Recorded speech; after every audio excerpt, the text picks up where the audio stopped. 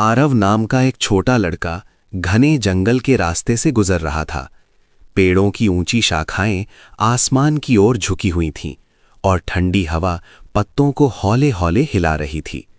सूरज ढलने वाला था और आसमान नारंगी और गुलाबी रंग में रंग चुका था, जैसे किसी खूबसूरत 2D एनिमेटेड फिल्म का दृश्य। आरव के कंधे पर एक छोटी सी पोटली टंगी थी। वो चलते चलते कभी रुककर पेड़ों को देखता तो कभी पक्षियों की आवाज सुनता। तभी उसकी नज़र झाड़ियों के पास जमीन में दबे एक पुराने से चिराग पर पड़ी। चिराग सुनहरे रंग का था, लेकिन धूल और जंग से ढका हुआ। आरव झुककर चिराग उठाता है। वो उसे झटक कर साफ करता है और अपनी उंगलियों से उस पर धीरे धीरे हाथ फिराता है।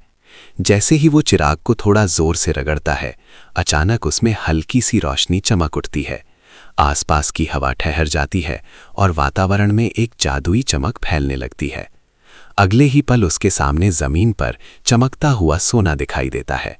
सुनहरे सिक्के, गहने और छोटी छोटी कीमती वस्तुएं। आरव हैरान रह जाता है।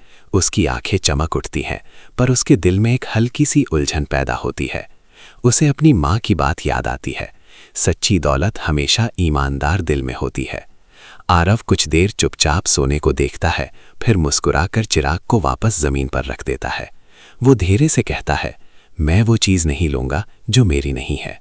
चिराग एक बार फिर नरम रोशनी से चमक उठता है, जैसे उसे आशीर्वाद दे रहा हो।